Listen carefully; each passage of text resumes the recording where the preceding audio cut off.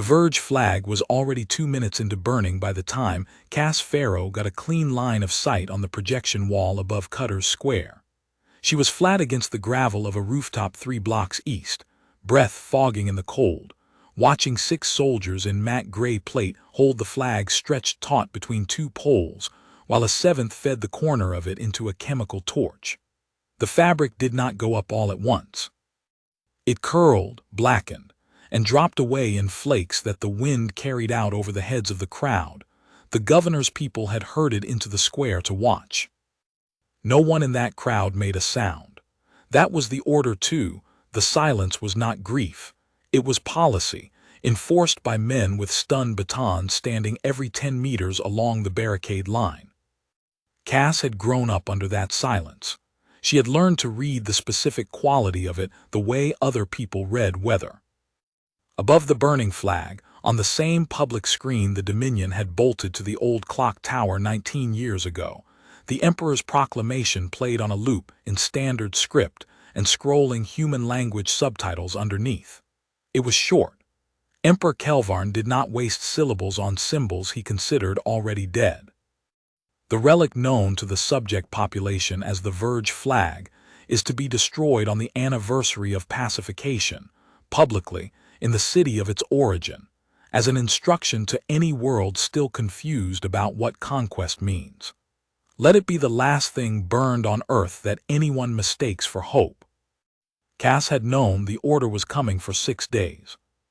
She had spent 5 of them not sleeping, and one of them finishing the thing she and Dorian Cross had been building, in pieces, in secret, for 4 years.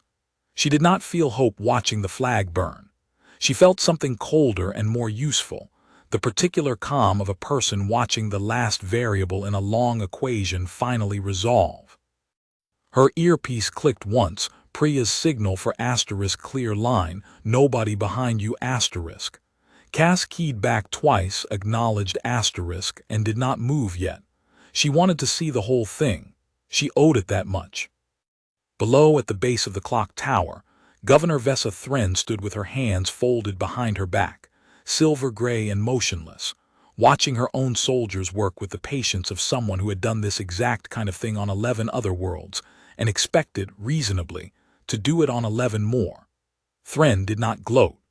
That was what made her dangerous. She simply watched the fire the way an engineer watches a stress test, confirming that a known process was behaving as designed. The flag came apart into ash somewhere around minute 4. A soldier kicked the last smoldering strip off the platform into the gutter, and the loudspeakers switched from the Emperor's proclamation to the low administrative tone that meant asterisk disperse, curfew resumes in 90 minutes. The crowd began to move, slow and orderly, the way 19 years of consequence had trained them to move. Cass watched an old man near the barricade take off his cap as the crowd broke around him, hold it against his chest for exactly 3 seconds, and put it back on before a soldier could notice he'd stopped walking. That was the entire visible resistance of Port Meridian on the day its last physical symbol was destroyed. A hat, held for 3 seconds, by a stranger she would never learn the name of. It was, Cass thought, exactly the kind of gesture the Dominion had spent 19 years training itself not to see. Small, quiet everywhere, and if you added up 19 years of it, enormous.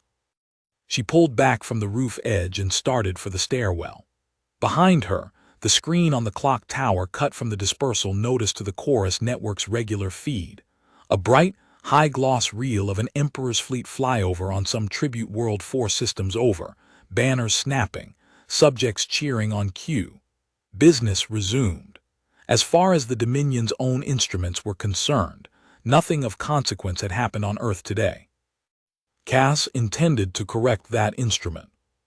The stairwell led out into what had once been a maintenance corridor for the old Harbor Authority building, back when Port Meridian had run its own ships instead of unloading Dominion tribute barges. Dorian Cross was waiting at the bottom with his coat collar up and a data spike already warm in his palm, like he'd been holding it the whole time she was on the roof. "You saw it," he said, not a question. "I saw it." Cass took the spike, turned it over once, felt the 4 notches machined into its side that told her it was the real one and not a decoy he sometimes swapped in to test her attention. Thren ran it clean. No improvisation. She's not going to give us an opening at the square. We weren't going to take one at the square. Dorian's voice had the flat patience of a man twice her age who had buried the habit of hope a long time before she'd met him, and replaced it with the much sturdier habit of preparation. The square was never the target. You know that. I know that. She fell into step beside him, down through the sub-basement where the old Harbor Authority had once run its telegraph trunk lines, decades before the Dominion arrived and found, to its mild administrative satisfaction, that Earth already had cable ducts running under every city worth occupying. The Dominion had not built Port Meridian's relay network from nothing. It had inherited it, expanded it, and this was the part Thren's engineers never fully appreciated, hired the humans who already knew where every duct and junction box was buried, because it was cheaper than mapping a planet from orbit. Cass had been 11 when the Dominion requisitioned her mother's employer, the Harbor Authority's Communications Division, and folded its staff wholesale into the maintenance crews for what would become the Chorus Relay Network. She had been 14 when she first understood that the crews weren't just maintaining Dominion hardware. They were the only people on the planet who actually understood how it worked end to end, because the engineers who'd installed it had rotated out to conquer somewhere else years ago and never came back to check their own wiring. By 17, working night shifts beside Dorian in tunnels the Dominion considered beneath its notice, Cass had started keeping notes. Not sabotage, nothing so crude, nothing that would show up on an audit, just knowledge. A private, obsessive, patient map of every relay junction, authentication handshake, and backbone routing table on 3 continents, built one unremarkable double shift at a time, filed away in a place no Dominion scan would ever think to look because it wasn't data. It was memory. They called what they'd built from that knowledge the Ember Line. Not a weapon, not yet. Just a chain of dead-drop relays and borrowed frequencies that let word move between resistance cells faster than the Dominion's own patrol schedules updated. For 4 years it had carried nothing more dramatic than warnings, ration counts, and the occasional funeral notice. Tonight it was going to carry something else. The Ember Line had not been born clean. Cass still carried the shape of the mistake that taught them to build it the way they had: patient, redundant, allergic to anything that could be traced back in one step. 3 years before the flag burned, when the Ember Line was nothing more than Cass's private notebook and Dorian's stubborn conviction that a resistance built on hope would die the same year it was founded, they had tried something simpler. A single transmitter, hidden in the false bottom of a fish crate, meant to carry one recorded message. A list of ration fraud numbers Thren's predecessor had been quietly falsifying, to 3 sympathetic broadcast engineers on the far side of Port Meridian. It had taken Cass 6 weeks to build. It had taken the Dominion's patrol division 11 minutes to find it, because the transmitter's single frequency never varied, and a machine that never varied was, to an occupying power with nothing but time, the easiest kind of anomaly to catch. They never learned the name of the engineer who'd agreed to receive it.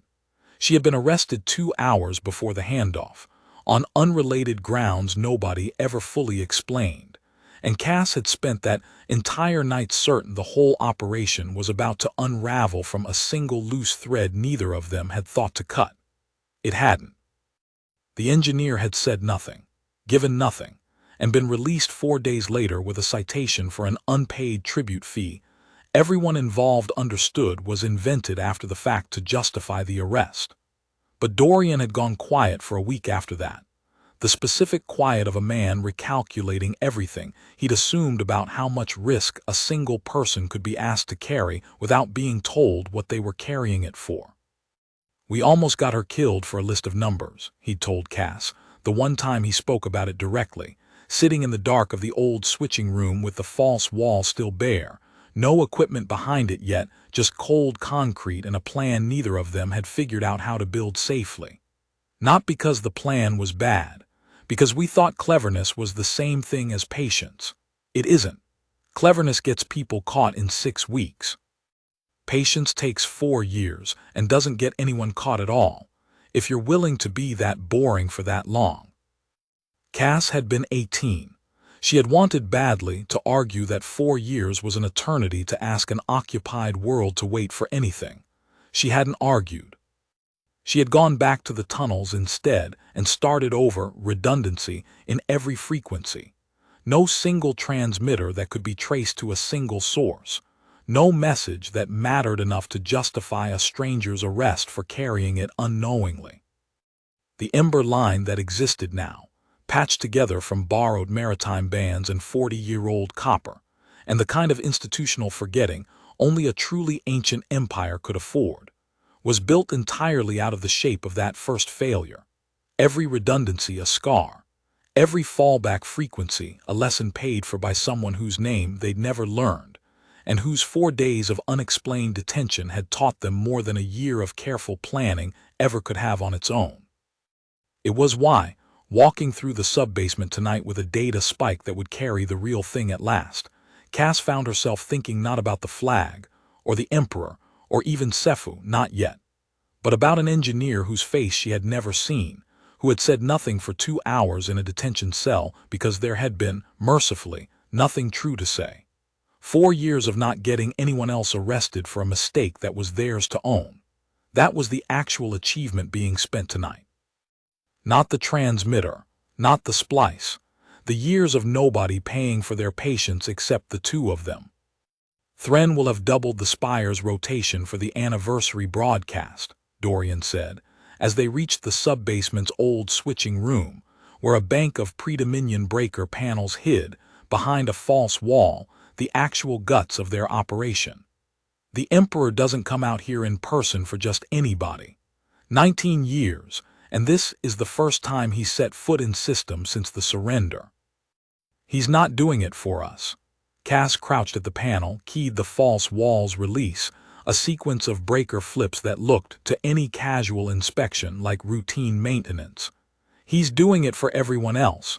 Earth's the demonstration. Burn our flag. Broadcast it live off the halcyon uplink to every screen in the Dominion. Let the other 9,000 tribute worlds watch what happens to people who make him wait 19 years to say he's finished with them.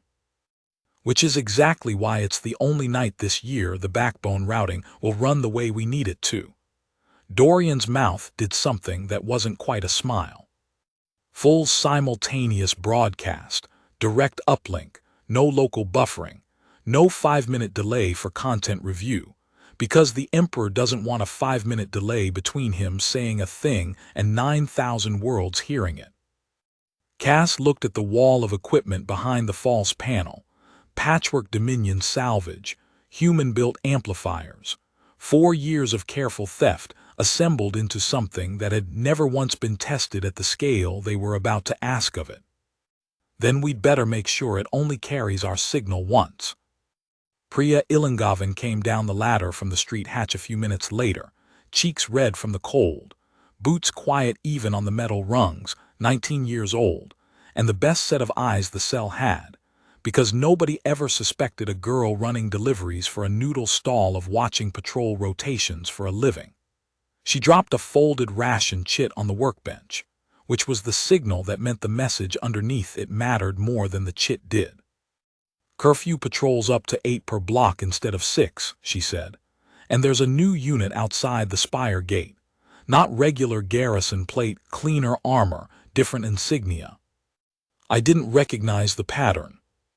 Dorian went still in the specific way he went still when a variable he hadn't planned for showed up.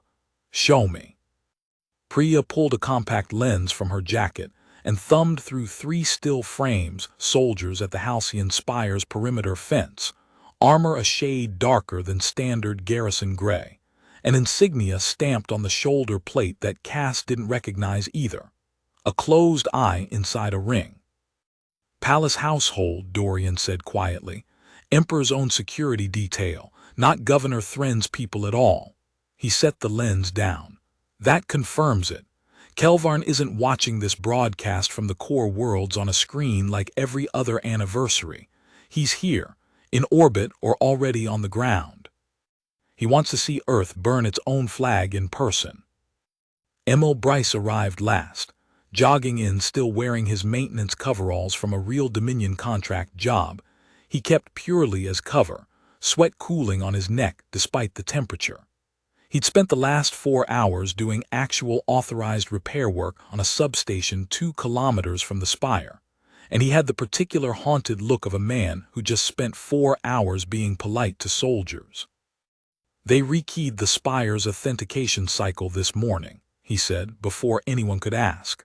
New rotation, new challenge codes, effective as of the broadcast. My contract badge won't get me past the outer gate anymore, let alone into the relay hall. Cass felt the calm she'd built up on the rooftop start to cost her something. How new? This morning, maybe 6 hours before the flag burning, which means it wasn't routine maintenance, it was specific to tonight. Emil dropped into the one chair in the switching room that didn't wobble. Somebody up the chain decided the anniversary broadcast needed hardened access. Might just be standard procedure for an emperor's visit. Might be somebody suspects something. They don't suspect us, Dorian said. If they suspected us, this room would already have soldiers in it. They suspect asterisk something, Cass said. 19 years of us being quiet enough not to matter, and they still doubled the gate detail and rekeyed the whole authentication cycle the same day they're planning to broadcast the flag burning to 9,000 worlds. That's not paranoia. That's a governor who's been doing this a long time and doesn't like coincidences. She pulled the notes she'd built over 4 years up on the workbench display. Not files, never files, just the pattern she carried in her head made temporarily visible on a screen that would wipe the instant anyone else touched it wrong. The Halcyon Spire's relay architecture unrolled in front of them. 3 authentication layers. A physical patch bay in the sublevel relay hall that predated the Dominion occupation by 40 years, and one detail she had confirmed with her own hands 18 months ago and never told anyone outside this room, because it was the entire plan. The rekeyed challenge codes don't matter, she said. They govern who gets through the gate and who gets into the building. They don't touch the patch bay itself, because the patch bay is pre-Dominion hardware nobody in the governor's engineering corps has fully mapped. I have. I helped install half of it when I was 15, standing on a stepladder holding a torch for men who thought I was too young to understand what I was looking at. Dorian's expression didn't change, but something in his shoulders did, the specific release of a man confirming a plan he'd trusted for a long time was still standing. So we don't need to walk through the front gate as ourselves. We need to walk through it as somebody they already expect, Cass said. And we need to be inside that relay hall at the exact minute the Emperor starts talking, not a minute before, because a minute before, this whole building is still running its normal broadcast schedule, and there's nothing for us to hijack. Emil exhaled through his nose. You're describing a plan with a margin of error measured in seconds, inside a building that just doubled its security 6 hours before we need to be in it. I'm describing the only night this year the backbone runs the way we need it to, Cass said. We don't get another anniversary. We don't get another visit from the Emperor. We have tonight, and we have 4 years of preparation, and we have one advantage none of Thren's new soldiers have. She looked around the small room, at 3 faces that had each paid a different price to be standing in it. We know this building better than the people who built it. The plan, once she laid it out, was not clever in the way people meant when they used that word to describe schemes in old films. It was patient, and it was cruel to margins, and it depended on nothing that hadn't already been tested in smaller, quieter ways over 4 years of careful practice. Emil would go in on his maintenance contract badge before the rekeying finished propagating to the outer gate's older scanner. A 6-hour window Cass had clocked from the moment Emil reported the change, because Dominion hardware updates rolled out from the relay hall outward, not the other way around, and the gate scanner always lagged the core by most of a day. Priya would hold the noodle stall's usual position 2 streets from the spire, and watch the patrol rotation with a courier's boredom until the exact minute it mattered. Dorian would run the switching room from the harbor tunnels, feeding Cass live routing data through a borrowed frequency the Dominion had stopped monitoring years ago because nothing had used it since the surrender. And Cass would go in as herself, a name and a face already in the relay hall's old, half-forgotten conscript labor roster, technically still authorized for after-hours maintenance on infrastructure the current engineering corps didn't fully understand and had never bothered to strike from the list. They kept the roster, Emil said when she told him. 19 years, and they never audited a labor roster from before the current governor's posting. Why would they? Cass said. It's not data that matters to them. It's a maintenance schedule for pipes. She didn't say the rest of it out loud because she didn't need to. That this was the entire shape of the Dominion's mistake, repeated in 10,000 small forms across every system it had ever pacified. It kept records of everything and understood almost none of them, because understanding required caring what the humans in the margins of those records actually knew. They had 6 hours before the broadcast window, 6 hours to move 4 years of theory into the shape of an actual night's work, and the first hour of it belonged to a smaller, sharper problem, proving, quietly, without spending the whole plan on the attempt, that the injection method would actually work. The test came at the edge of Cutter's Square, 40 minutes after the crowd had dispersed and the curfew patrols had thinned to their normal rotation. Cass climbed a service ladder onto the back of a relay junction box bolted to the clock tower itself, the same tower that had carried the Emperor's proclamation an hour earlier, and worked a splice into a secondary feed line no wider than her thumb, the kind of connection so minor that no Dominion technician had thought to harden it since the day it was installed. She wasn't trying to reach the whole chorus network. Not yet. She was trying to reach one screen, the same public screen above the square, still looping its bright reel of Tribute World flyovers, for exactly 11 seconds, to confirm that a signal built from human hardware could actually override a Dominion feed at the physical layer instead of just jamming it into static. 11 seconds. That was all she asked of the first real test of 4 years of work. The screen above Cutter's Square flickered once, the Tribute World flyover breaking apart into interference, and then, for 11 clean seconds, it showed something else. Not a message. Not yet. That would have been wasteful, and worse, it would have told Thren's engineers exactly what kind of thing they were dealing with before Cass needed them to know. It showed a single still frame. The Verge flag, whole and unburned, photographed years ago by someone whose name Cass had never learned, filed into the Ember Line's oldest archive and kept for exactly this kind of night. 11 seconds, and then the chorus feed reasserted itself, and the flyover reel resumed as if nothing had happened. But something had happened, and Cass knew it the instant her earpiece crackled with Priya's voice, tight and fast. Patrols turning back toward the tower. Somebody upstream flagged the interruption.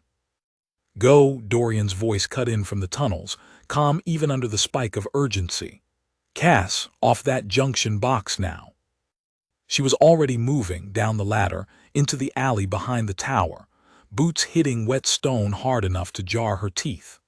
Behind her, she heard the first shout, not aimed at her specifically, just the general bark of soldiers converging on a location, the kind of noise that meant they had a rough fix on where the interruption originated but not yet who had caused it. 11 seconds had cost them nothing they couldn't afford. It had also told her something she needed to know and hadn't fully believed until she saw it happen. The Dominion's own instruments, the vast and ancient and overwhelmingly confident architecture of the chorus network, could in fact be made to show Earth something Earth wanted seen, using nothing but the wiring the Dominion itself had left lying in the margins of a planet it considered already finished.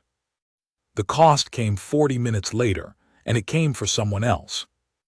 Cass was 3 streets clear, doubling back toward the harbor tunnels through a route she'd used 100 times, when Priya's voice came through again, and this time it wasn't tight with adrenaline. It was flat, the particular flatness of someone forcing calm because the alternative was worse. They picked up Sefu from the noodle stall. He wasn't part of this, he just runs the place next to my usual spot, and they wanted someone to answer questions about the interruption fast, and he was standing there. Cass stopped walking. Is he alive for now? They took him to the district processing center for questioning. Standard sweep, not an execution order, not yet. Priya's breath came ragged over the line. But it's on us, Cass. He doesn't know anything, and they're going to hurt him for 11 seconds of static he had nothing to do with. Cass stood in the cold alley with her hands curling into fists. She made herself unclench, because Dorian's voice was already in her ear again, low and steady. The voice of a man who had lost people to smaller mistakes than this one and learned, at terrible cost, exactly how much a person could afford to feel about it in the moment and still function. "We don't stop," he said. "Stopping doesn't get Sefu back. Stopping means the flag stays burned, and 9,000 worlds never see anything but what Thren wants them to see, and Sefu still spent a night being questioned for it. The only version of tonight where his cost means something is the version where we finish." Cass made herself breathe, made herself catalog the feeling, not push it away. She'd learned young that pushing feelings away just meant they resurfaced at worse moments, but set it down carefully where it wouldn't slow her hands later. "Understood," she said. "We finish." She did not feel triumphant. She felt the specific, hard-eyed clarity of someone who had just watched the price of the plan get named for the first time, and understood that it would not be the last name attached to it before morning. Governor Thren received the report on the cutter's square interruption 11 minutes after it happened, standing in the requisitioned observatory tower that served as her residence, still in the same gray field coat she'd worn to the flag burning. She watched the recovered 11 seconds of interference twice, then a third time at quarter speed, her expression unchanging while a junior officer waited for a reaction that did not come. "A still image," she said finally, "not a message, not a broadcast attempt, someone testing whether they could touch the network at all." She handed the display back. "That is not vandalism, that is reconnaissance." "Should we escalate the search, Governor? Full sweep of the harbor district?" "No." Thren turned to the window, where the city's lights spread out toward the dark water, each one accounted for on a grid she had memorized in her first month on this posting, the way she had memorized 11 grids before it. "A full sweep tells them we're afraid, and it burns time we don't have before the anniversary broadcast. Hold the district processing question routine. Re-verify every authentication cycle on the Halcyon Spire personally, myself, before the Emperor's address, and put household security on the inner gate in addition to garrison. If someone touched our network once tonight, they'll try to touch it again before the broadcast, when the stakes are worth the risk. I want to be standing in that relay hall when they try." She had conquered Earth's flag an hour ago. She did not for one moment believe she had conquered whatever had reached across a Dominion feed for 11 seconds using nothing but a public screen and a length of human wire. 19 years on this world had taught her that the quiet ones were never actually quiet. They were counting. "One more measure," she added, before the junior officer could leave. "Lock every unregistered low-band frequency in the harbor district for the next 6 hours. If they're coordinating anything larger than a single stunt, they're doing it over channels my predecessor's engineers never bothered to catalog. I want those channels dark." The order reached the harbor tunnels 40 minutes later as a sudden, total silence on the frequency Dorian had used to reach Cass for 4 years. A silence that told them, more clearly than any intercepted transmission could have, exactly how seriously the governor had taken 11 seconds of static. Dorian didn't panic. He had built the Ember line on the assumption that any frequency they used long enough would eventually be found, which was why he had never let the cell depend on only one. "Switch to the fallback," he told Cass, already keying a sequence into a second, older transmitter bolted into the false wall behind the breaker panel. Hardware even older than the one Thren's people had just silenced, borrowed from a maritime distress band. The Dominion's communications core had decommissioned decades ago and never thought worth monitoring, because nothing modern had used it since long before the conquest. "It's slower. It's noisier. It'll cost us clarity we don't have to spare tonight. But it'll still be talking to you, after Thren's lockdown finishes, congratulating itself on working." The fallback channel crackled to life with the particular hiss of hardware built for a different century, and Cass felt something settle in her chest that was not quite relief, more the confirmation of a bet placed years earlier, that redundancy bought with patience would always outlast a governor's confidence in her own completeness. Thren had shut one door. She had not known there was a second one, because nobody had ever told her the first one existed for a reason other than convenience. "She's good," Cass said, listening to the dead air where 4 years of habit used to be. "She's not guessing. She's methodically closing every door she can see." "Then we make sure she never sees all of them," Dorian said, and went back to work. 200 kilometers above the planet, in a chamber of his flagship modified to project the appearance of the throne hall he preferred over any temporary quarters, Emperor Asen Kelvarn watched the same footage a fourth time, alone, after his household staff had withdrawn. He was old in the way his species measured age, old enough that 3 generations of governors had served under his reign, old enough that the conquest of Earth had been, for him, a matter of signing an authorization and forgetting about it for 19 years, exactly one of several hundred pacifications completed under his rule and filed away with the others. He had not come to this system to watch a flag burn.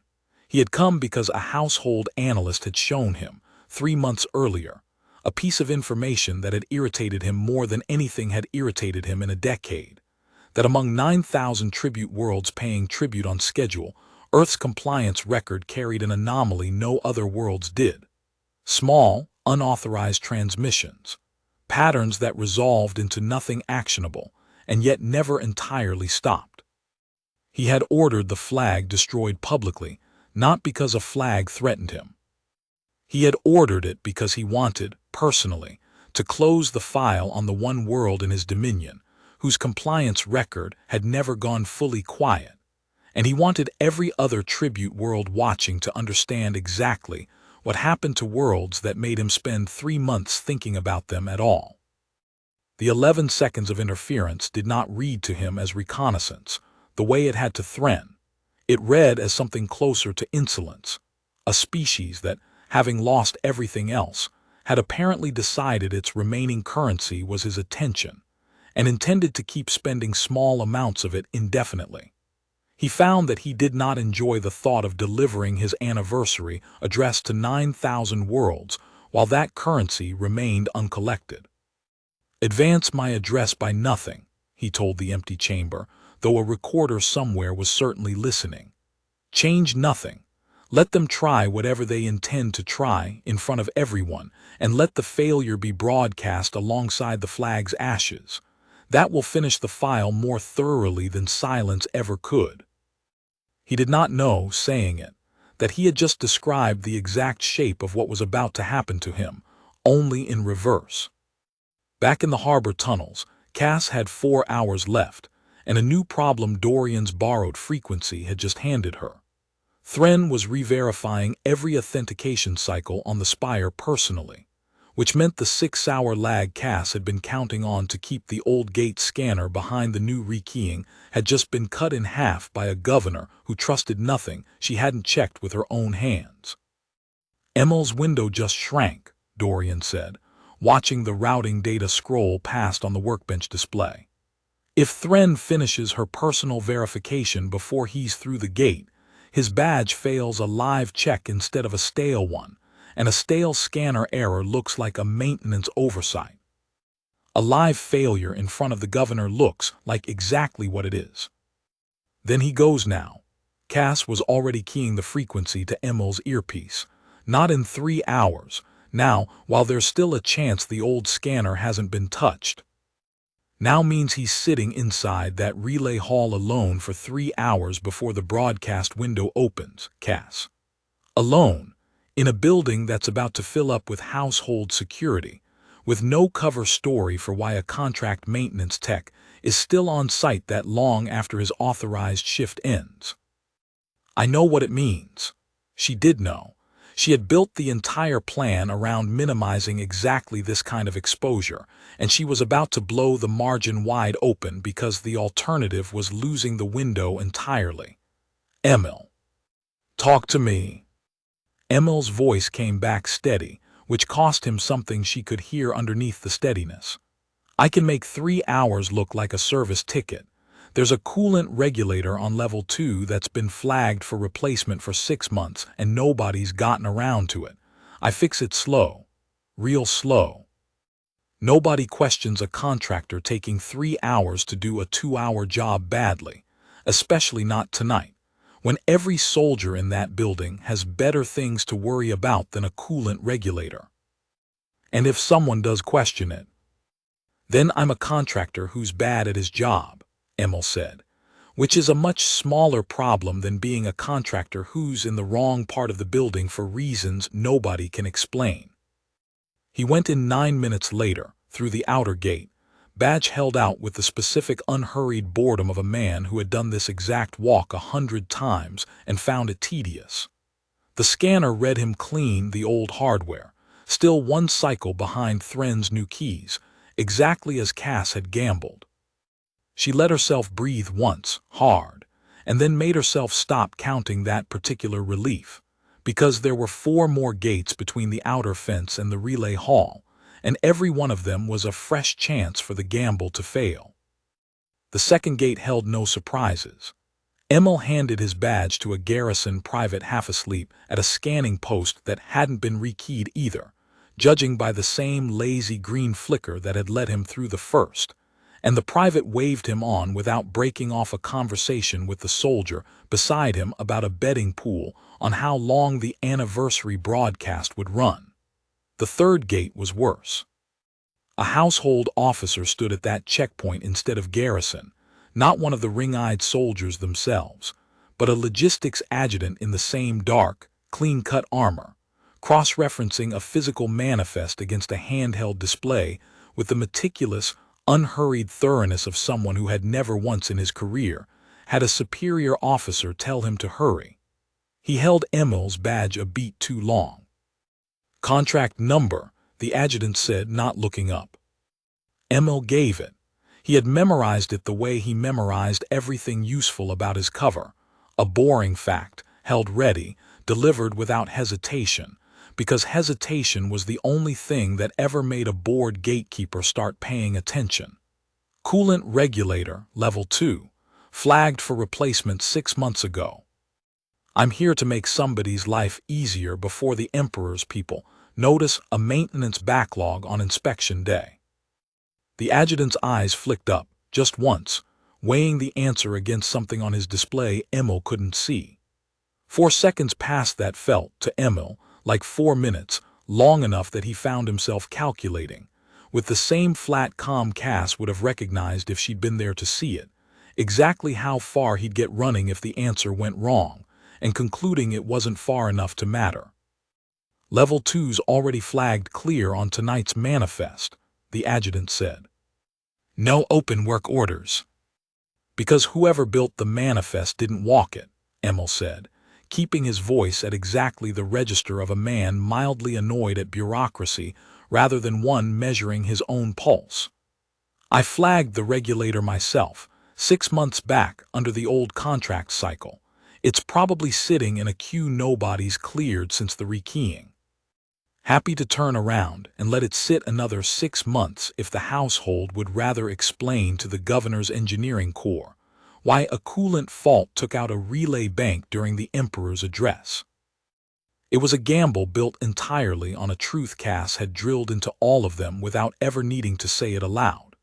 That an empire this vast ran, in its unglamorous middle layers, on exactly the kind of tedious paperwork friction that made a board official more afraid of being blamed for an oversight than of being wrong about a stranger's badge.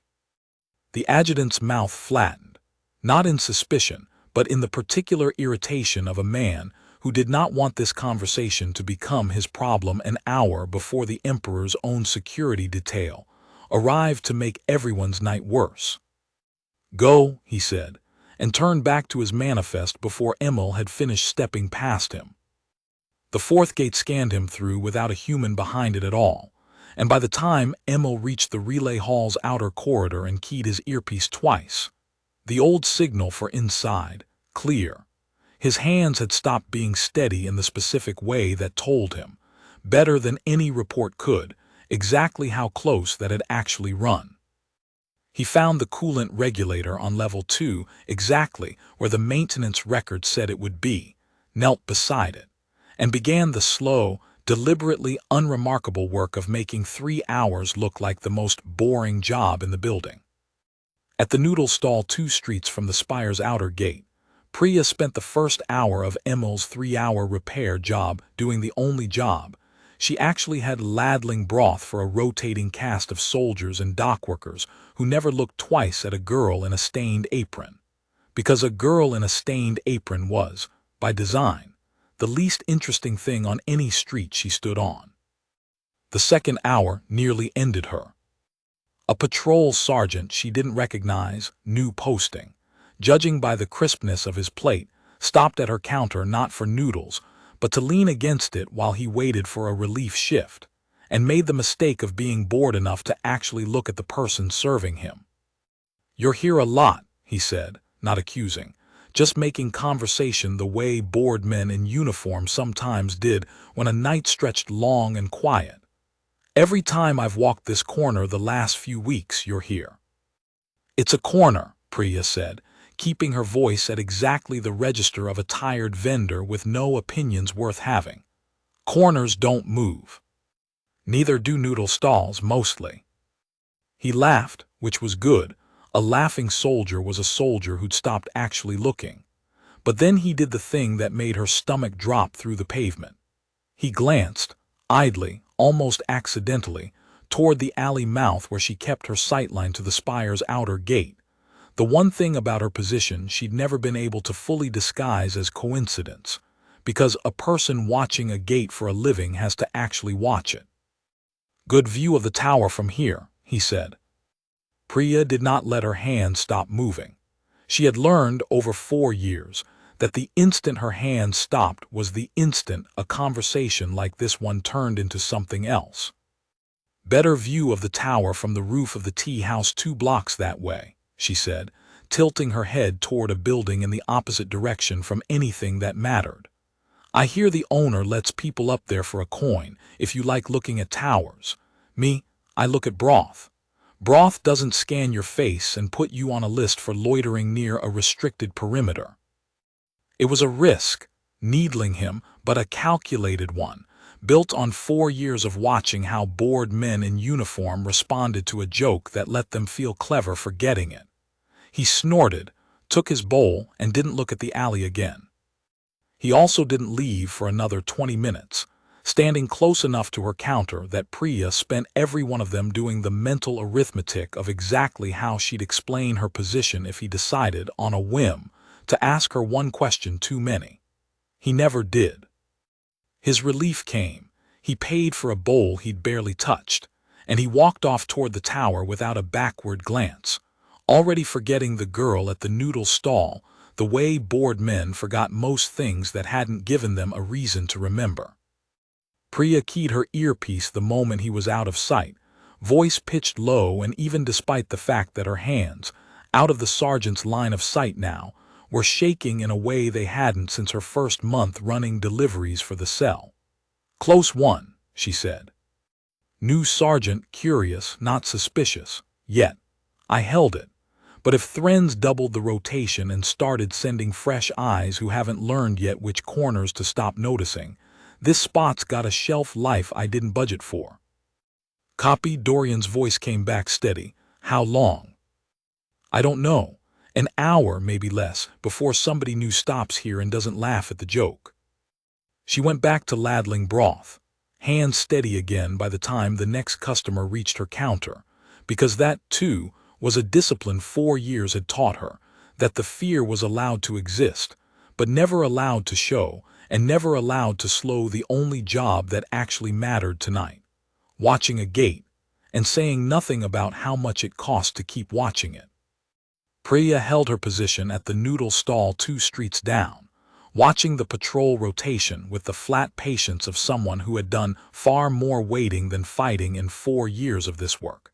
And it was Priya who caught the detail that nearly ended everything before it began. A household transport, sleek and dark, pulling up to the spire's inner gate an hour ahead of the announced schedule, and Governor Thren stepping out of it in person, flanked by 4 of the ring-eyed soldiers Priya had photographed that afternoon. She's early, Priya said, voice pitched low even though there was no one near enough to hear her. Thren's here, inside the perimeter, an hour before she was supposed to be. Dorian's silence lasted half a second too long. That changes the relay hall access window. If she's doing her personal verification early, she'll be in that hall herself within the hour, which means Cass can't approach the patch bay until Thren clears it and moves on to wherever she's watching the broadcast from. Or, Cass said, already moving, it means I go in behind her, not after her. While she's occupied verifying authentication cycles at the front of the hall, I take the patch bay at the back, where the old pre-Dominion wiring lives, and I count on the fact that a governor checking Dominion hardware for tampering has no reason to look twice at 40-year-old human infrastructure she's never once had cause to inspect. That's not a plan, Cass. That's a coin flip standing next to a governor who's about to be in the same room as you. It's the coin flip we have. She was already at the tunnel access point nearest the spire's rear service duct, the one she and Dorian had mapped years ago and never once needed until tonight. Dorian. I need the routing key the second the broadcast handoff begins, not a second before, because the second I touch that patch bay before the backbone goes live, I'm just another 11-second interruption Thren's people will trace and shut down before it means anything. Timing is everything now. You'll have it, Dorian said, and something in the way he said it made her pause, half into the duct, one hand braced on cold metal. Cass. What? If it goes wrong in there, if you have to choose between finishing the injection and getting out, you finish it. You understand me. 4 years wasn't spent so you could survive the night. It was spent so that broadcast reaches every screen in the Dominion. That's the whole purpose.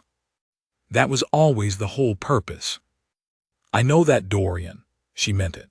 She had known it since she was 17, keeping notes in a tunnel because it was the only kind of resistance a 14-year-old girl in an occupied harbor town had been able to offer, and she had grown into the person capable of finishing what that girl started without ever once losing sight of why.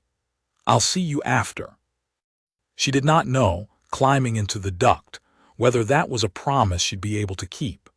She made it anyway because the alternative, saying nothing, leaving the possibility unspoken between them, felt like a kind of surrender she wasn't willing to make even in the smallest, most private way. The service duct ran 40 meters under the spire's foundation before it opened into a maintenance crawlspace that predated the Dominion occupation by half a century, back when the tower had been nothing more romantic than a harbor authority signal light with a radio mast bolted on top.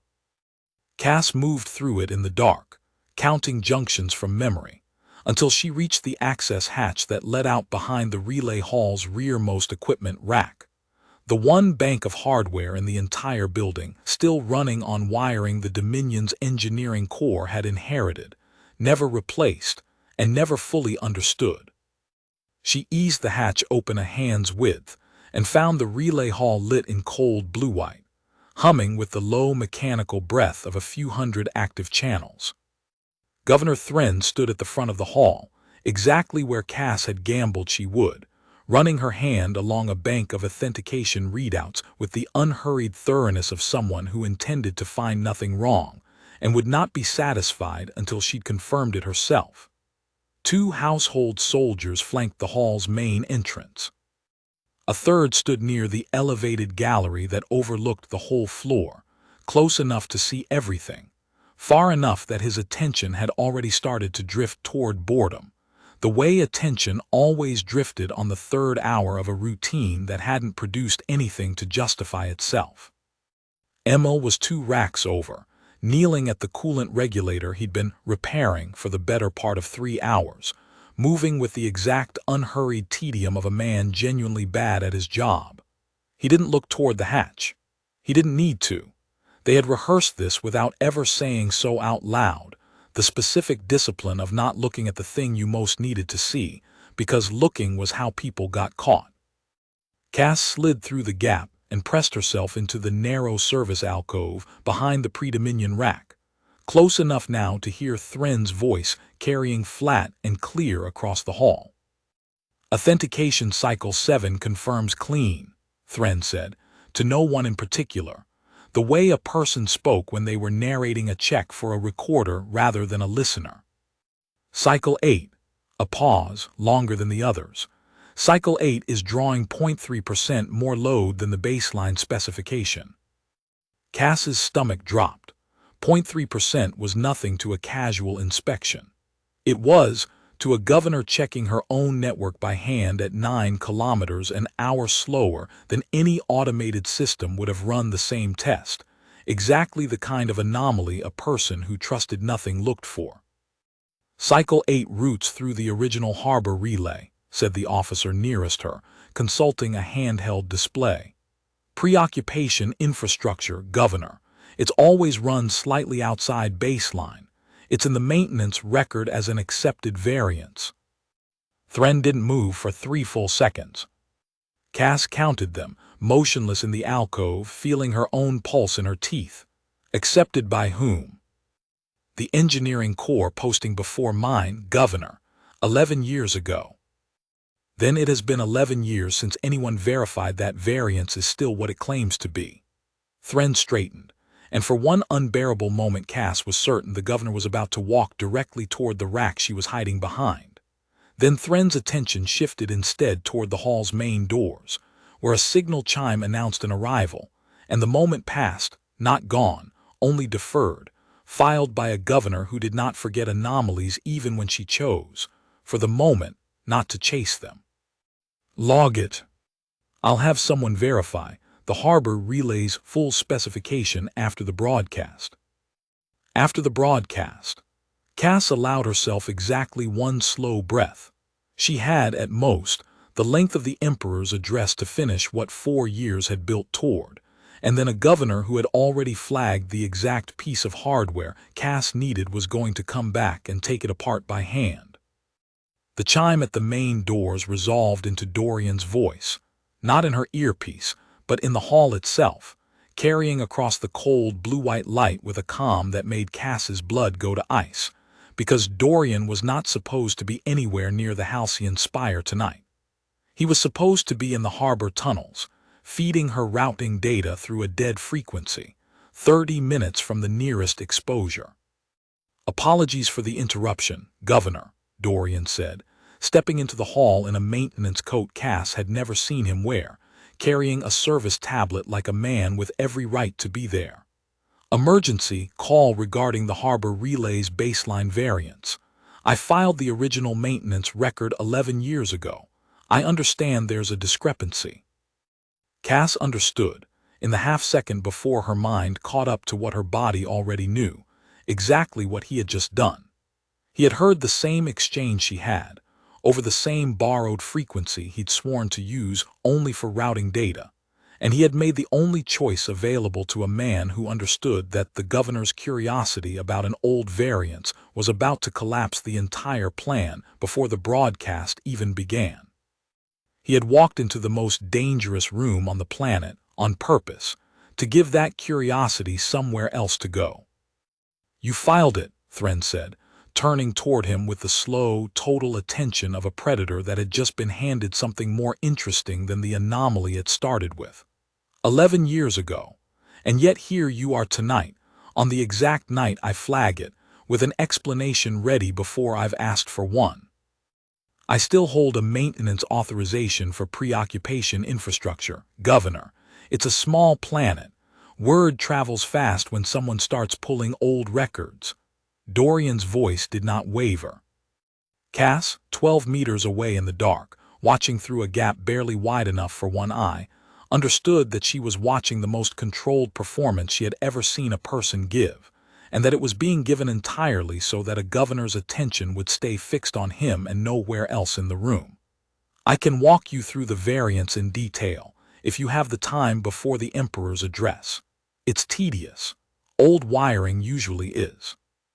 Thren studied him for a long moment, long enough that Cass counted 11 seconds without meaning to, the same number that had started all of this, and something in the governor's expression shifted from suspicion toward something colder and more decided. "Take him to the gallery," she told the nearest household soldier.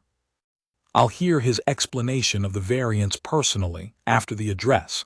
Hold him until then." Dorian did not resist as the soldier's hand closed on his arm. He did not look toward the rack where Cass was hiding. That, too, was discipline, the last piece of it he had left to give her. As they walked him toward the gallery stairs, he said one more thing, mild and unhurried, the kind of line a tired old engineer might offer as small talk to fill an awkward silence. "Should be an interesting broadcast tonight, Governor. 19 years is a long time to wait for an ending." Thren didn't answer him. She had already turned back toward the authentication bank, satisfied she had contained whatever small irregularity the harbor relay represented, unaware that she had just handed Cass Farrow the one thing the plan had never accounted for needing: a governor's full attention, fixed for the next several minutes on exactly the wrong man, in exactly the wrong place, for exactly long enough. Cass moved. She did not let herself think about the gallery stairs, or the soldier's hand on Dorian's arm, or the fact that a man who had spent 4 years teaching her everything he knew was about to spend the next several hours explaining a 30-year-old wiring variance to a governor who did not believe in coincidence. She set the feeling down where it wouldn't slow her hands, the way she had with Sefu's name 3 hours earlier, and she crossed the last 6 meters to the patch bay in a crouch that kept her below the sightline of the gallery soldiers' drifting attention. The pre-Dominion patch bay was exactly where she remembered it, exactly as ugly as 40 years of neglect had left it.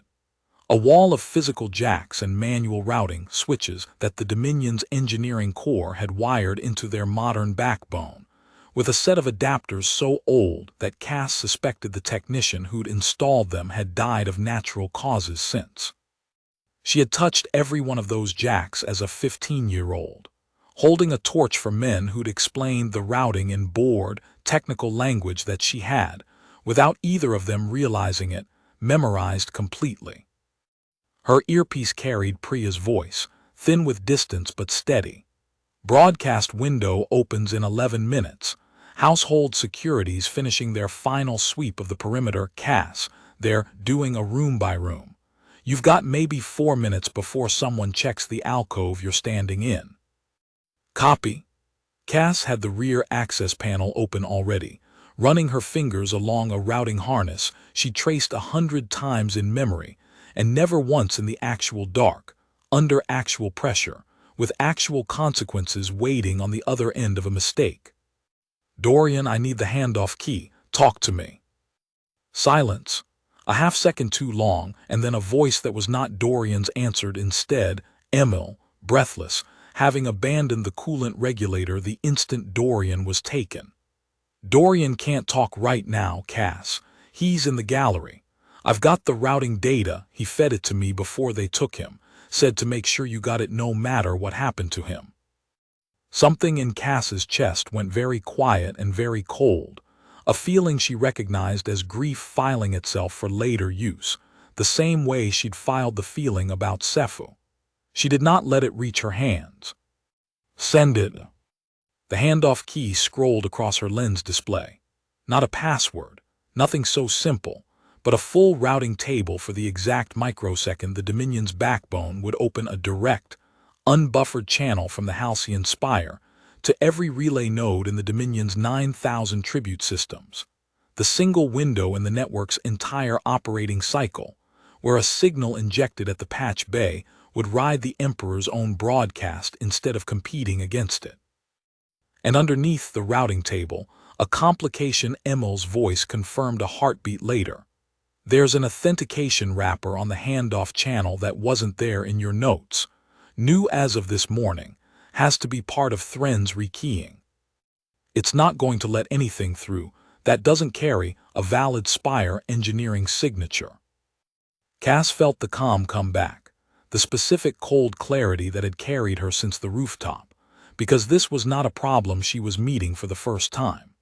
It was the problem she had spent 4 years quietly preparing to meet, without ever knowing its exact shape, by making sure she understood the patch bay's physical architecture too completely for any authentication wrapper bolted on top of it to matter.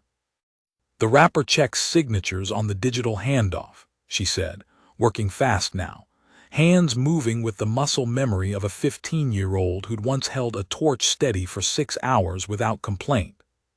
It doesn't check the physical layer underneath it, because nobody who built that wrapper thinks the physical layer is real anymore.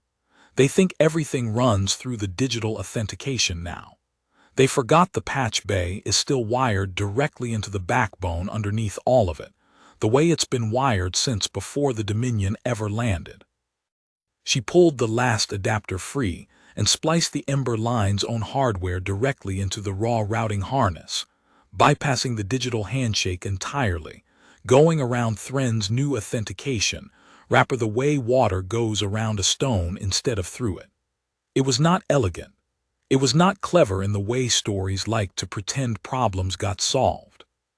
It was 4 years of patient, unglamorous knowledge, applied at the exact moment it mattered, to a piece of hardware nobody currently guarding this building had ever fully understood.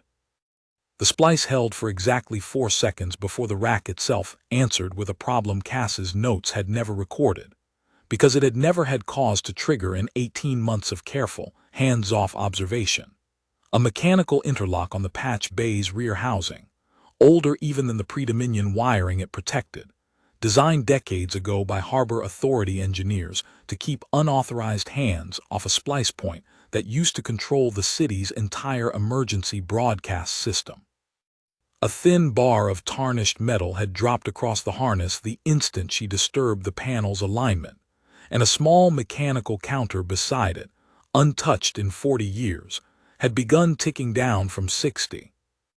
"There's a physical lockout," she said, keeping her voice to a whisper thin enough not to carry past the rack. "Old Harbor Authority failsafe. If I don't clear it in under a minute, it locks the whole junction, and I have to cut the housing open by hand, which is loud, and there is a governor 8 meters away from me." "Cass, I don't have that in any of Dorian's notes."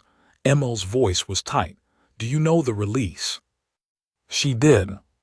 She had watched a maintenance supervisor clear that exact interlock once, 9 years ago, as a bored 12-year-old sitting on an upturned crate, because her mother hadn't been able to find anyone to watch her that shift, memorizing the sequence the way children memorize things adults never expect them to keep, not because it mattered, but because it was there, and she'd had nothing else to do.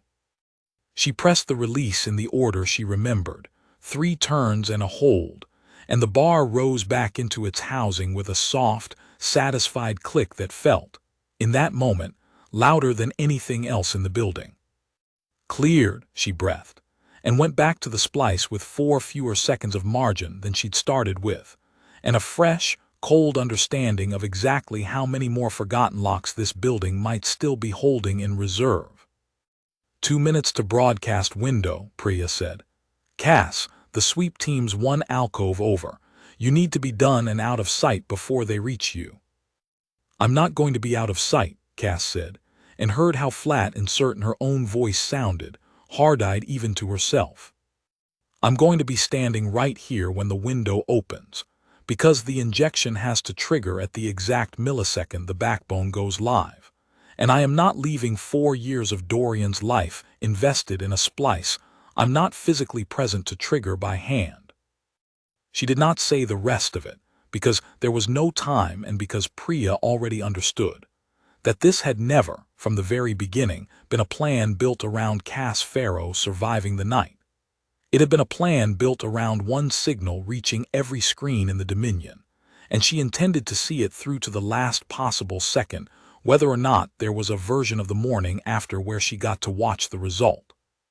At the front of the relay hall, Governor Thren took her position beneath the main display bank as the broadcast countdown appeared across every screen in the room, and for the first time since the flag burning, something in her posture allowed itself to relax, fractionally, the way a person relaxes when a long day is finally reaching its intended end. She did not know that 12 meters behind her, in the dark behind a rack of pre-Dominion hardware nobody in her engineering corps had ever fully mapped, a 21-year-old woman was crouched with her hand on a splice that had taken 4 years to build and would need less than 4 seconds to matter. 200 kilometers overhead, in the chamber built to resemble a throne hall he had not stood in for 19 years, Emperor Kelvarn rose from his seat as the broadcast systems confirmed a clean, direct, unbuffered link to every relay node in the Dominion, 9,000 tribute worlds, watching in perfect simultaneous silence, waiting for the voice that had, for most of them, never once addressed them personally in their entire lives. On a shipyard Moon 3 Systems core ward, workers of a species the Dominion's records simply called Vantic paused their shift beneath the hull of an unfinished tribute freighter, as the yard's public screens flickered from the standard labor feed to the Imperial seal. On a tribute world in the Dominion's oldest conquered sector, in a classroom of children whose grandparents had been the ones actually pacified, a teacher stopped mid-lesson and turned the wall display toward the room, because attendance at the Emperor's address, while never technically mandatory, had never once in living memory been safely skipped. In a labor camp on a world, the chorus network referred to only by a registry number, where the screens were smaller and the guards stood closer. Prisoners who had not chosen to watch anything in years found themselves watching anyway, because the alternative was a screen going dark in a room where darkness invited attention nobody wanted. Aboard a Dominion war cruiser holding station at the edge of a contested border sector, 6 jumps from the nearest core world, a bridge crew that had not seen home in 3 tour stood at parade rest beneath the command deck's main display as the anniversary address began, the way every bridge crew in the fleet was required to stand for an Emperor's broadcast regardless of how far from his throne hall they happened to be serving. Their captain, a decorated officer who had personally overseen the pacification of 2 tribute worlds earlier in her career, watched the recorded flag burning with the flat professional satisfaction of someone, confirming that policy was being properly enforced, somewhere she would never have to think about again. She did not expect to feel anything else that night. Neither did any of the 200 crew standing at attention around her, which was exactly why the silence that followed the leaked recording's opening seconds landed on that bridge with a weight none of them had a rehearsed response for. 9,000 worlds, one voice about to fill every one of them at once. Cass Farrow, crouched in the dark with her hand steady on a splice, understood with total clarity that she was about to become the only person in Dominion history to interrupt that voice mid-sentence, and she felt none of the triumph the moment seemed to demand. She felt the same cold, patient readiness she'd felt watching the flag burn 6 hours earlier. This was not a victory yet. It was a variable, finally, about to resolve. The Emperor began to speak. 19 years ago, Kelvarn said. His voice carried without delay to every screen in 9,000 systems, resonant and unhurried in the way of a being who had never once in his long reign needed to raise it.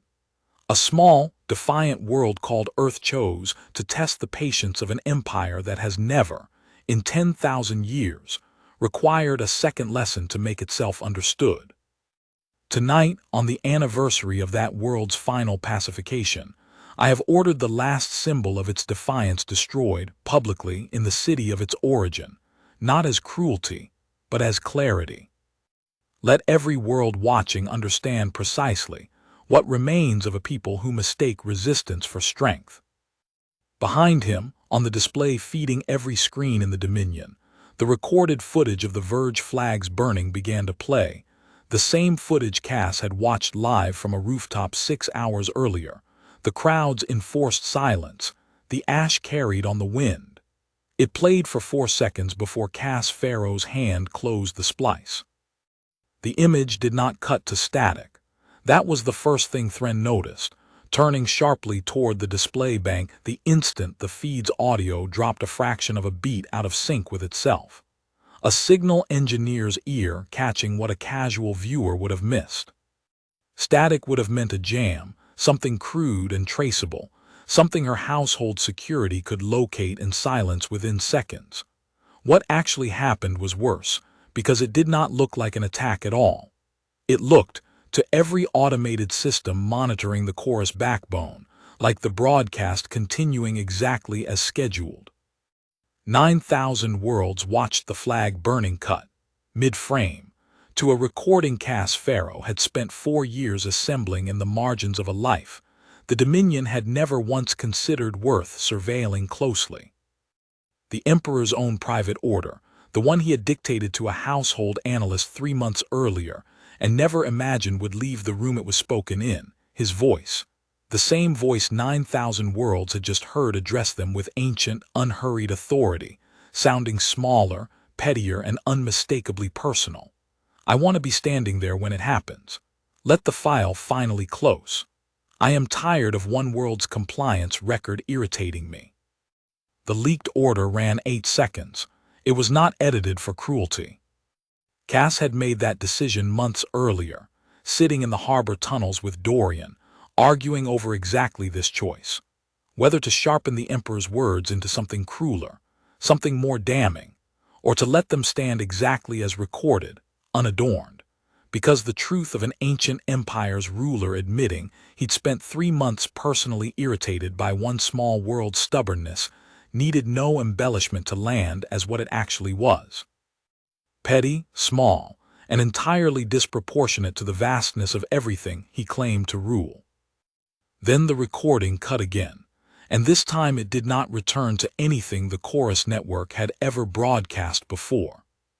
It showed Earth, not the burning flag, not the silent, herded crowd in Cutter's Square, but footage the Ember Line had gathered patiently over 4 years, small and unremarkable and entirely unauthorized. A fishing crew hauling nets before dawn in a harbor the Dominion taxed but had never managed to fully monitor. Children playing a game with chalk on a cracked pavement 2 streets from a curfew checkpoint.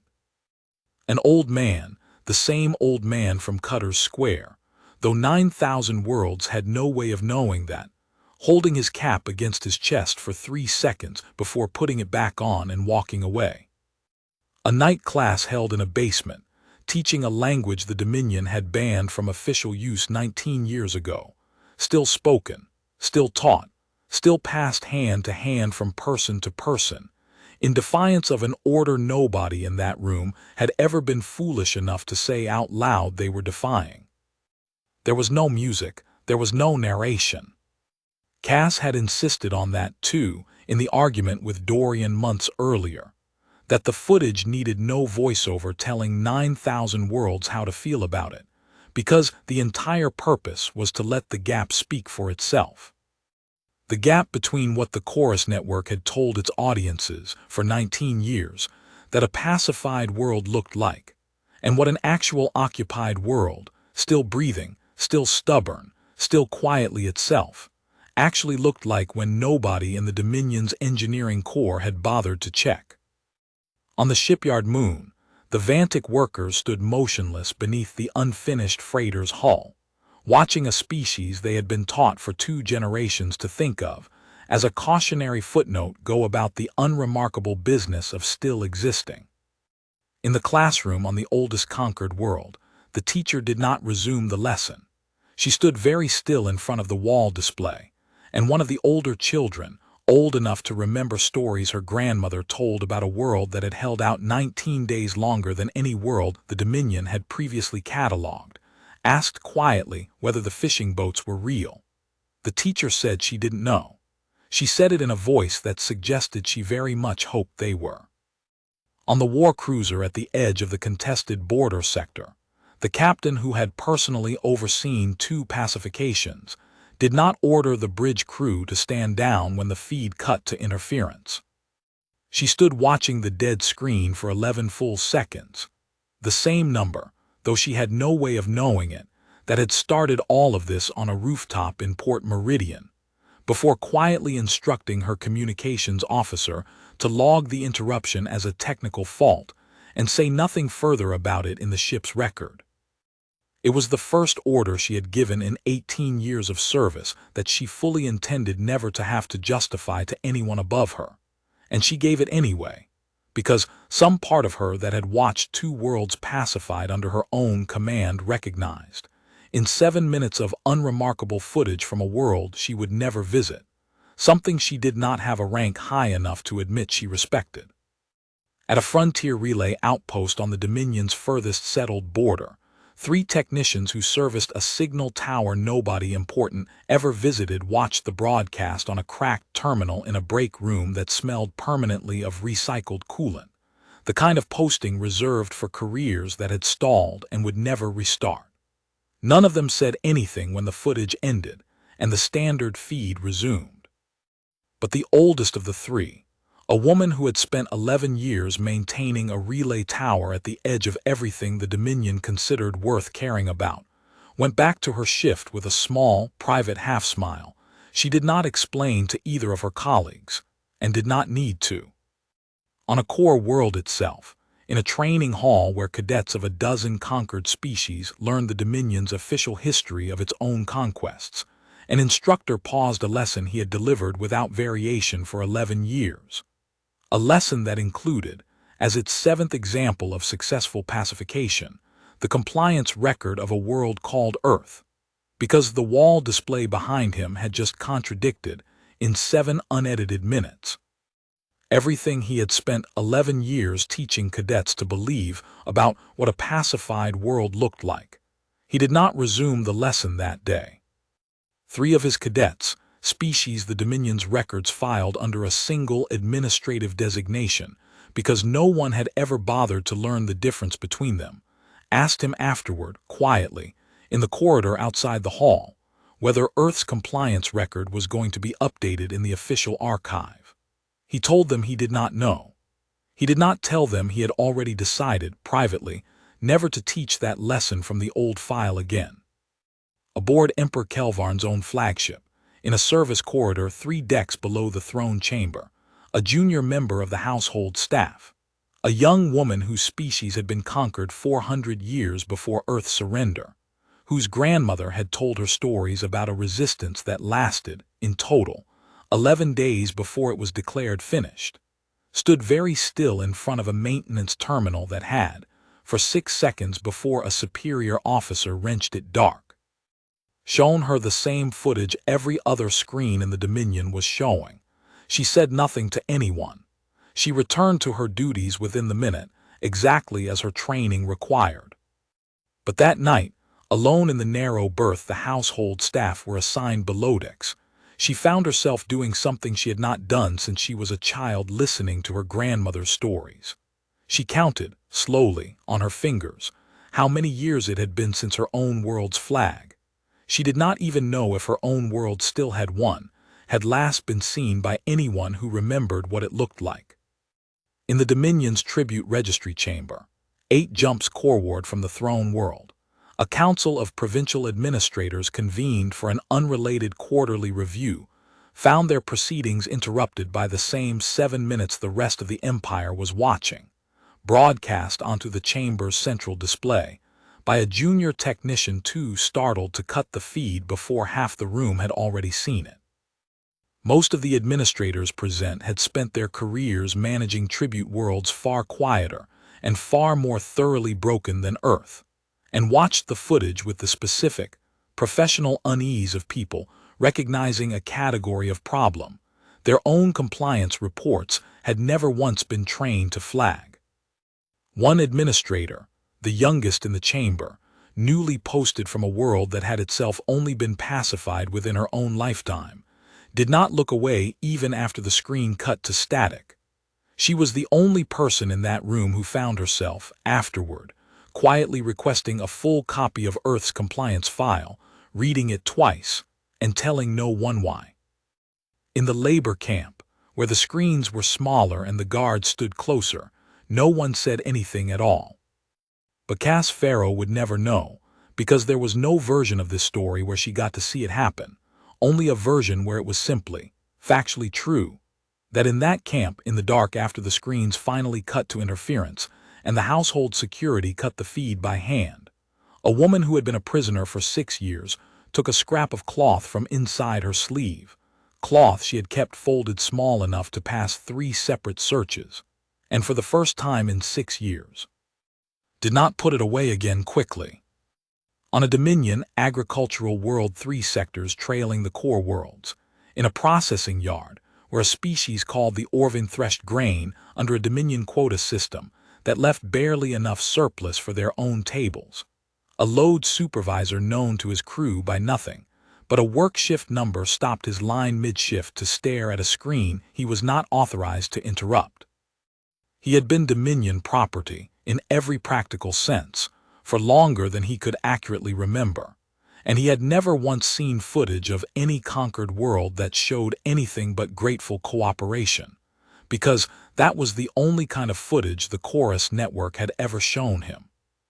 He watched the fishing crew hauling nets before dawn, and found himself doing a small, private arithmetic he had never allowed himself before, counting how many of his own crew, on any given morning, still quietly practiced the thrashing songs the Dominion had banned 3 generations ago, the ones his grandmother had taught him in a language he was no longer technically permitted to speak aloud.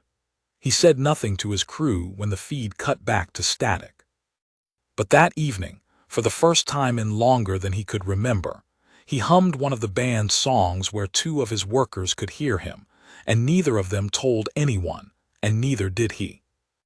In the Chorus network's own central relay authority, the vast, climate-controlled hall on a core world where the Empire's entire propaganda architecture was monitored, tuned, and when necessary, corrected, a duty engineer named Vel Ostron watched the interruption unfold across 40 simultaneous monitoring stations, with the specific, sinking understanding of a professional watching a system he had spent his career trusting reveal a flaw he had never been trained to imagine. He had built his entire career on a founding assumption, that the backbone's authentication architecture was, structurally, incorruptible because no species inside the Dominion's 9,000 worlds possessed the combination of access and patience necessary to compromise it. He had believed that assumption so completely that he had never once, in 11 years of service, run a test designed to disprove it. Watching the injected footage complete its full 7-minute run without a single override successfully reaching it, he understood, with the particular clarity of a man watching his own competence get audited in real time by someone he would never meet, that the flaw had never been in the architecture. It had been in the assumption that patience was a resource only the Dominion possessed enough of to matter. He filed, that night, the first report of his career admitting in writing that he did not fully understand a piece of infrastructure he had personally certified as secure. It was not a popular report. It was, eventually, the report the analysts read when they spent the following year building the 5-minute broadcast buffer the Emperor had once considered beneath his dignity to require. Back in the Halcyon Spire's relay hall, Governor Thren was already moving before the second minute of unauthorized footage finished playing, snapping orders that cut through the stunned silence of her own security detail, with the precision of someone who had trained her entire career for exactly this kind of failure and never once expected to need it. Isolate the backbone feed. Full manual override now. Cut the direct uplink entirely if you have to. I don't care if it drops the broadcast to every world in the Dominion. I want this signal off the network in the next 30 seconds. It was not 30 seconds that saved Cass's injection. It was the same thing that had let it through in the first place.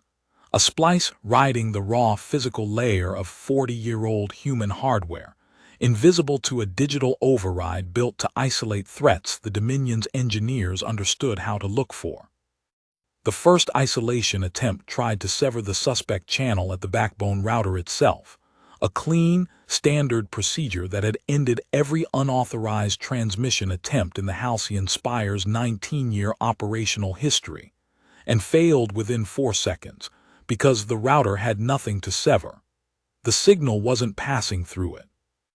The second attempt tried a full authentication re-handshake across every active node, the same maneuver that had caught and quietly buried 3 separate low-level tampering attempts in Thren's first year on this posting, and failed within 11 seconds because there was no handshake to interrupt. Cass's splice had never once asked the network's permission to be there. The third attempt, ordered by Thren herself when the first 2 reported clean, was the crudest and the one that came closest to working. A blind power cycle of the entire relay hall's secondary bus, brute force enough that it should have killed anything running on borrowed current. It failed for a reason none of Thren's engineers would fully understand until they tore the wall open the next morning and found 40-year-old copper still humming along a circuit nobody in the current engineering corps had ever drawn a schematic for, because it had never occurred to the Dominion, in 19 years of governing this world, that a conquered planet's oldest and least impressive infrastructure might be the one thing it had never actually finished conquering. 3 protocols. 3 failures, each for a different reason, each one a piece of Dominion doctrine Thren had trusted enough to build a 19-year occupation on top of. By the time a soldier finally traced the interference to its physical source, and Thren herself crossed the relay hall floor toward the rear alcove with her sidearm already drawn, 7 full minutes of footage had already reached every screen in 9,000 systems, uninterrupted, unedited, exactly as Cass Faro had built it to run. She did not run when Thren's shadow fell across the alcove. She had known, from the moment she pressed her hand to the splice, that there was no version of tonight where she got out of this building unseen, that the physical connection which made the injection unstoppable was the same connection that would, eventually, lead a governor with a sidearm directly to the person who made it. She had made her peace with that math 6 hours ago, on a rooftop, watching a flag burn. "Step away from the panel," Thren said. Her voice carried none of the fury Cass might have expected. It carried something colder, the flat, controlled tone of a professional confronting the exact scale of a failure she had, for one unbearable moment, allowed herself to almost prevent. Now. Cass stepped away from the panel. The splice held without her hand on it. That had been the entire design, 4 years in the making, built to run to completion even if the person who triggered it never lived to see the end of it. She raised her hands, slow and steady, and looked directly at the governor who had overseen the burning of her world's last flag 6 hours earlier, and said the only thing she had ever planned to say if this moment came. "My name is Cass Faro. I'm 21 years old. I helped build half the wiring in this building when I was 15, and nobody who conquered it ever once asked me what I understood about it." She kept her voice level, hard-eyed, exactly the register she had held since the rooftop, not defiant in the way the word usually meant, no raised chin, no performance for an audience she couldn't see. Just plain fact, delivered by someone who had decided a long time ago that gloating would have cheapened everything the last 4 years had cost. The Empire didn't lose control of its own network tonight because we're stronger than you. We just remembered longer than you forgot. Thren's sidearm did not waver, but something in her expression, the same flat, professional watchfulness that had made her genuinely frightening at the flag burning 6 hours earlier, shifted, fractionally, into something that might, in a being with more time to examine it, have resembled respect for an opponent she had spent 19 years assuming did not exist. Bind her, Thren told the soldiers converging on the alcove. Alive, unharmed. A pause and then quieter in a tone that carried none of the fury a lesser officer might have reached for. I want her processed through detention, not through a tribunal, and I want no public record of how this was accomplished. Do you understand me? Nothing about tonight leaves this building framed as an execution. She does not become a name anyone remembers dying for something. She becomes a case file that closes quietly. It was, Cass understood even as the restraints closed cold around her wrists, the single most dangerous decision Thren could have made, not cruelty, not spectacle, but the deliberate, surgical refusal to hand Earth a martyr. Thren had conquered 11 worlds before this one. She knew exactly what a public execution would become in the hands of a population that had just watched its own quiet defiance broadcast to 9,000 systems, and she was not going to make that mistake twice in one night.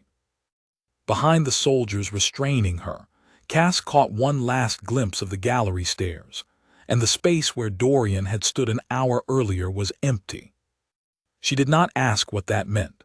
She already knew, the way she'd known standing in the alcove listening to him walk toward the governor on purpose, that some costs did not announce themselves with confirmation. They simply arrived and had to be carried forward anyway. 200 kilometers overhead, in the chamber built to resemble a throne hall, Emperor Kelvarn had not moved since the 8th second of the leaked recording began to play. His own voice, small and irritated, filling 9,000 worlds with a version of himself he had never once imagined those worlds would hear. He watched the fishing crews. He watched the children with their chalk game 2 streets from a curfew line. He watched the old man hold his cap against his chest for 3 seconds, and something in the Emperor's ancient, unhurried composure, built across 10,000 years of never once needing to hurry, cracked in a way none of his attending staff had ever witnessed, and would spend the rest of their careers declining to describe accurately in any official record. It was not rage, not entirely. Rage would have been simpler and easier for the officers around him to manage. It was the specific, disorienting recognition of a ruler who had spent 19 years filing one world's compliance record as an unresolved irritation, discovering in real time, in front of every subject he governed, that the irritation had never been the file's anomaly at all. The anomaly was that he had never once looked closely enough to understand what he was actually governing. "Cut the feed," he said, and his voice, for the first time in the memory of anyone in that chamber, did not carry the practiced, ancient calm his household staff had built their entire understanding of him around. "Cut it now."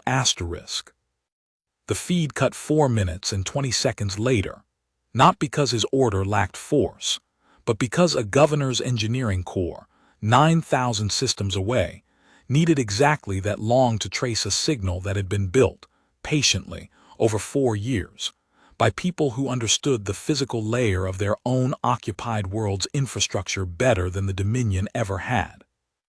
By the time the last screen in the last tribute system flickered back to the standard chorus feed, the footage had already been seen.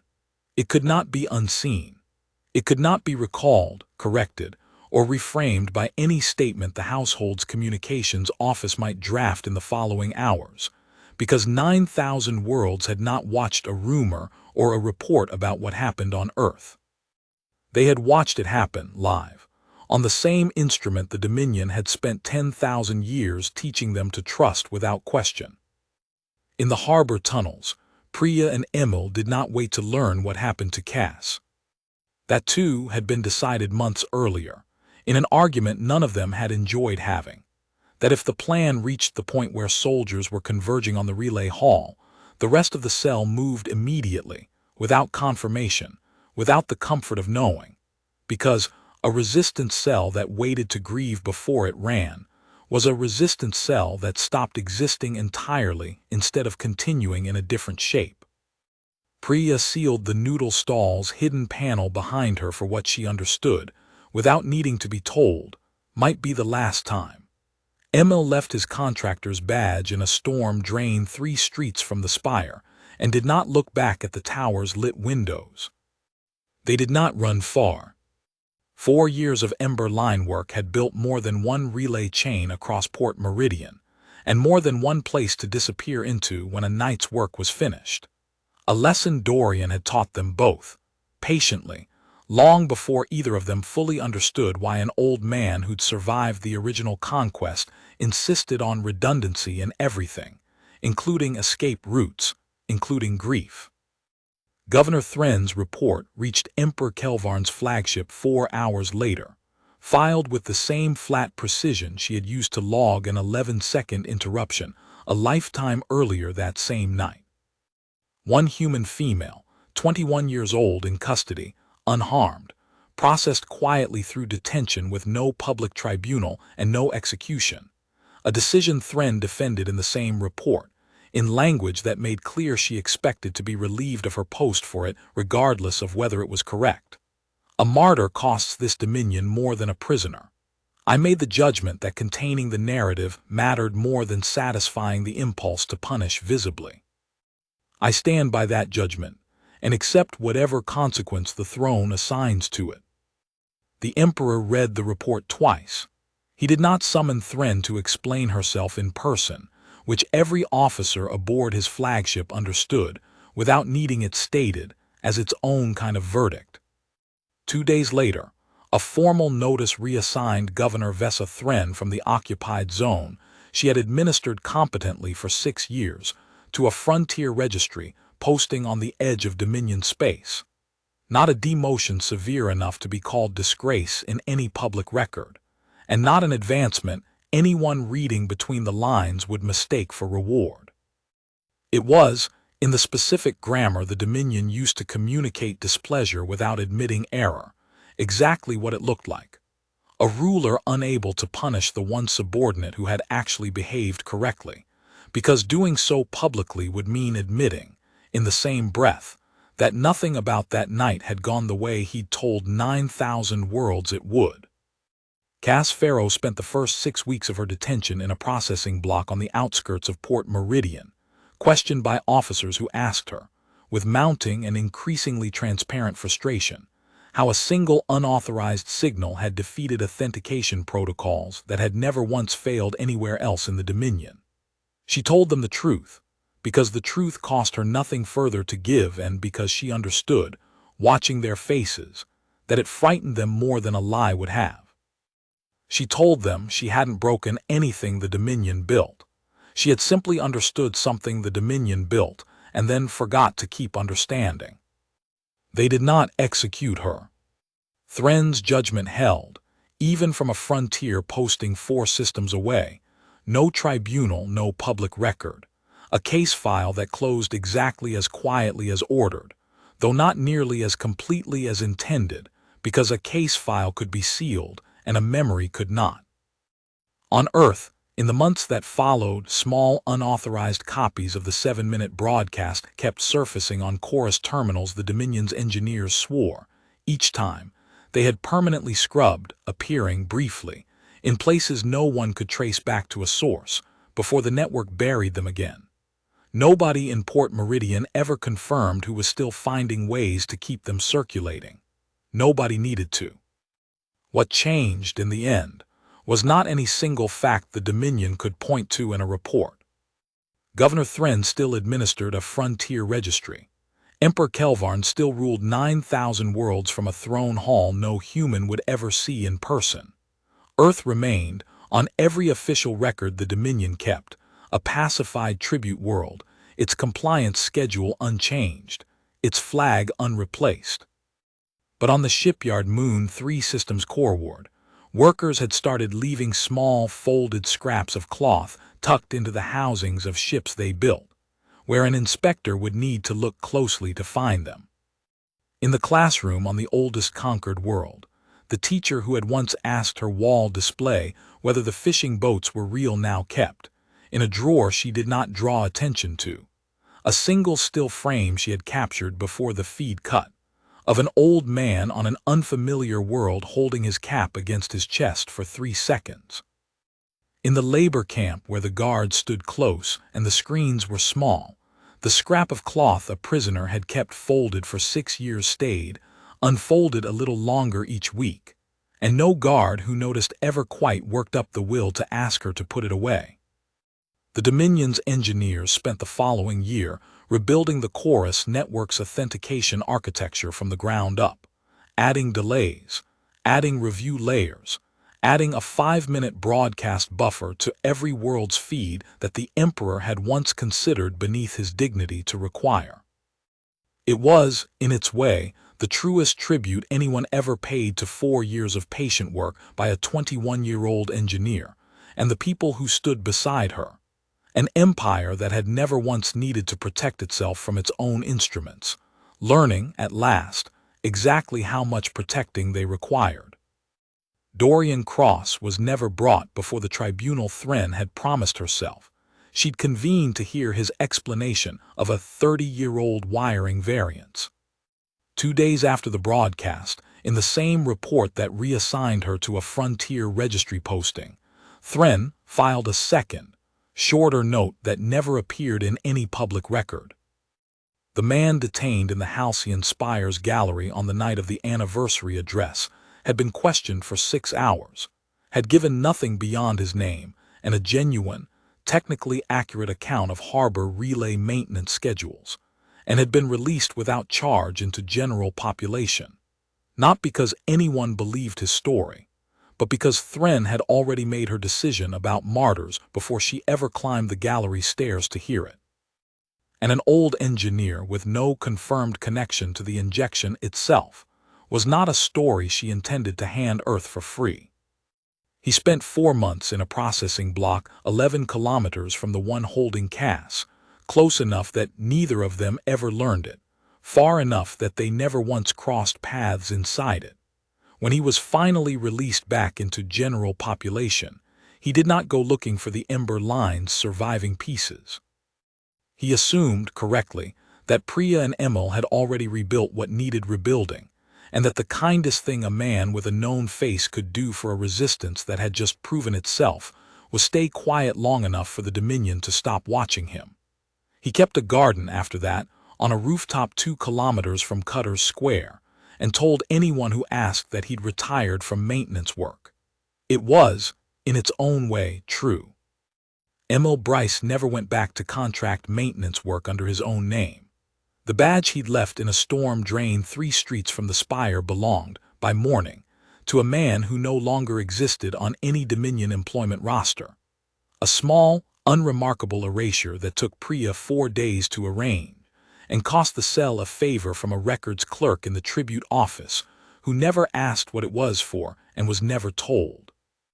He resurfaced, 8 months later, under a different contract number, servicing substations in the district on the far side of the harbor, still complaining, to anyone who knew him well enough to complain back, about coolant regulators and men who wrote work orders without ever walking the floor to check them.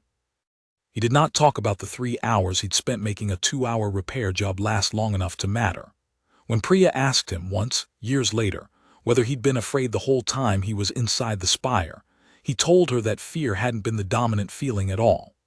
It had been boredom, manufactured and total, held for 3 hours against every instinct that wanted to move faster, and that holding it had been the hardest work he'd ever done in his life, harder than anything that came after.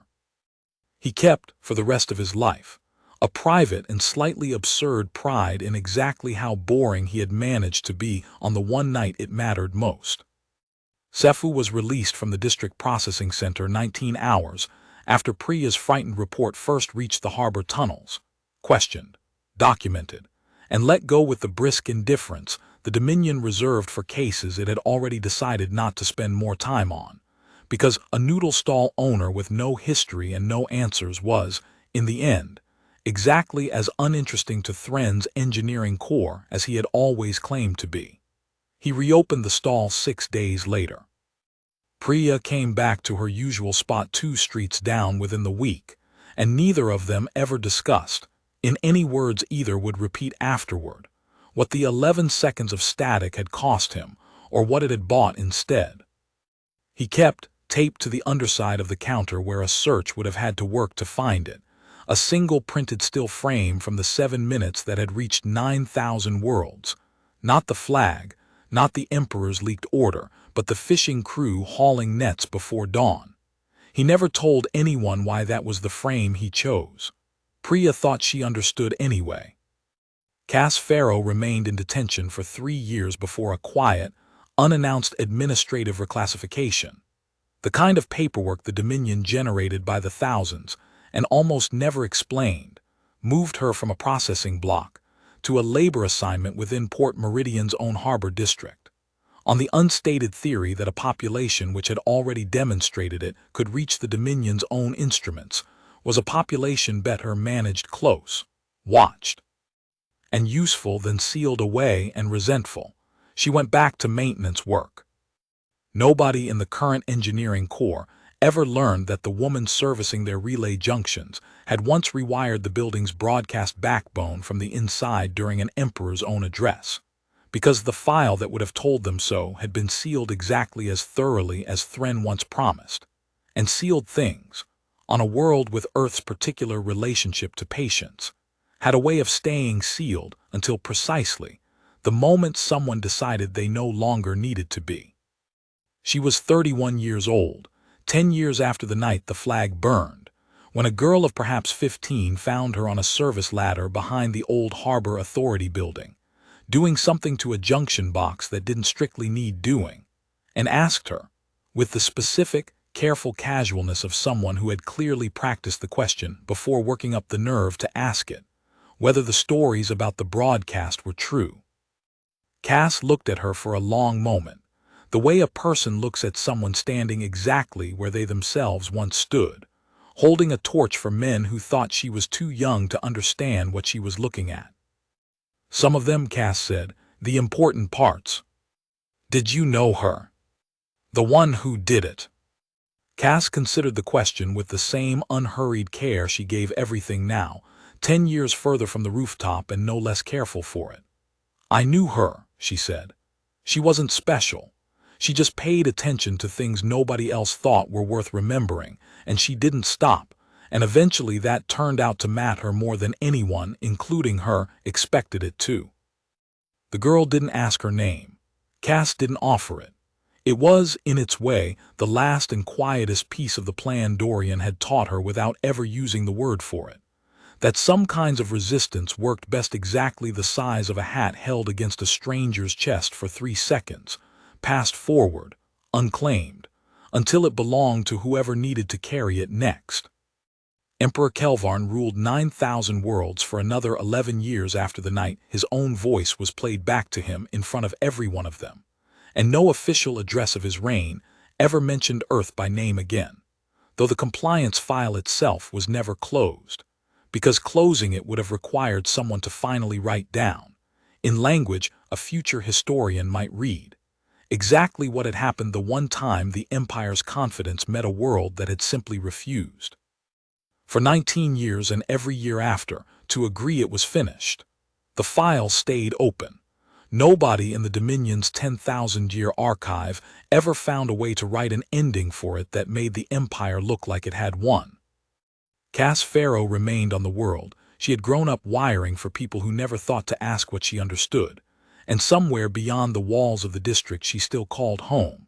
On 9,000 worlds she would never see, small folded scraps of cloth kept surfacing in drawers and ship housings, and the linings of coats, in numbers no Dominion census would ever accurately count, because the thing that had actually been broadcast that night had never been a signal at all. It had been proof, plain, unhurried, and impossible to unsee, that the silence the Dominion had spent 10,000 years mistaking for peace had never once, on any world it ruled, been agreement.